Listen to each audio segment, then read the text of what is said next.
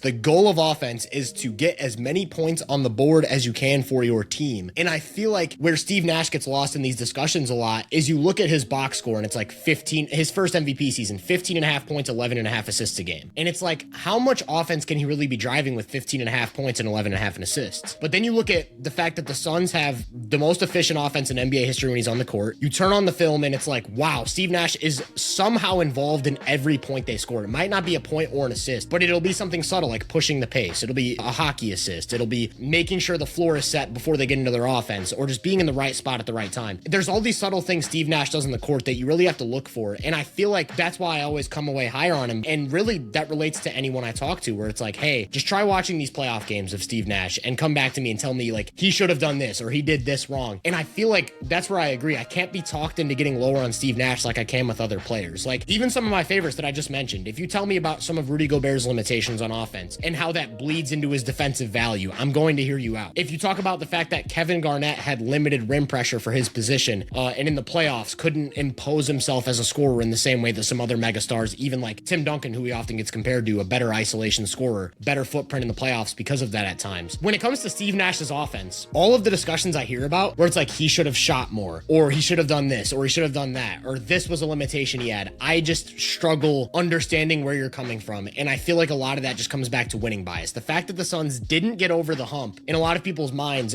defaults them to Steve Nash wasn't doing enough to get over the hump, where it's like Steve Nash did what he had to do to put them in a position to compete for championships, and they made the conference finals. What was it, 5 or 6 times, 4 or 5 times, like over a 7-year span? Like they were consistently in position and just couldn't get over that hump, similar to James Harden. And I know you're a James Harden defender as well. But yeah, Steve Nash, I totally agree. Always come away higher on him. What's one thing that recently has stood out to you? Like last time you did a watch of Steve Nash? It was a lot of the versatility, and not versatility in terms of like play on and off ball or like post up, all of that stuff. It was the amount of coverages teams would throw at him, particularly in pick and roll, and how he had answers for pretty much every single one. The only coverage in which he struggled with was when they would just put 2 on the ball and like force the ball out of his hands. That was the only one where like you get to live with the results, and even then like he was still consistently able to like make the pocket read for the most part, or swing it to the wing who can then find someone for a dunk. But that was the only thing. But like if you switch, he could beat you in isolation.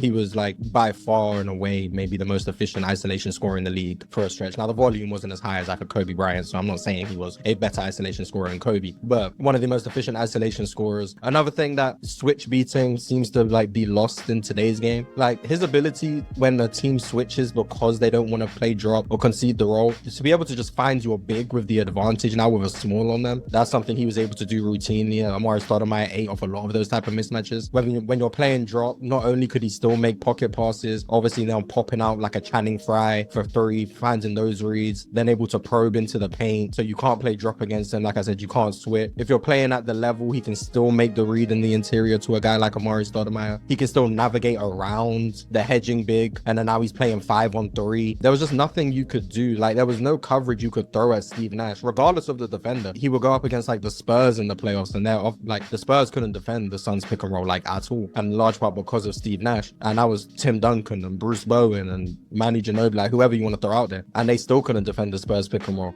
So that was the biggest thing that like in recent watches, just focusing on that, because a lot of people I talk to like value versatility very highly, and I do as well. I think scheme versatility and being able to attack a multitude of coverages is valuable. So I was really trying to pay attention to that to see if there was a certain rigidity with a guy like Steve Nash, because that's kind of like with a guy like James Harden, I can understand that being a gripe with him, where there's like a certain level of rigidity to his offense. That doesn't exist with Steve Nash. And then everything else who I already know knew. Like I've been on the side of Steve Nash is one of the 5 best jump shooters ever. I obviously think he's one of the 5 best passers ever. I've been very consistent saying I think he's the only player in history who is top 5 in both of those categories. And Larry Bird is like the only one I would even consider maybe having a case for that. And then like you said, the transition stuff, the pushing pace, the interior passing, the handle. His handle is another thing that gets extremely slept on. In my opinion, that might actually be like number 2 on the list of things I think people aren't paying enough attention to. He almost never picked up his dribble, and that just made him a threat at all times, probing a defense. Obviously you got like the Nash dribble, but just the ability to navigate traffic, keep your dribble alive so you're always a threat to shoot, pass, or drive was just something that not many people were able to do at that time. So I look at Steve Nash, and as an on-ball creator, I don't think he had any flaws. And for whatever reason, that seems to be like a hot take or something. I don't know. That's how I view him. I think everything you just mentioned loops into the discussion of like, why doesn't Steve Nash get brought up in most skilled player ever conversations? Like Steve Nash, you just brought up how he's arguably a top 5 shooter and passer of all time. Also,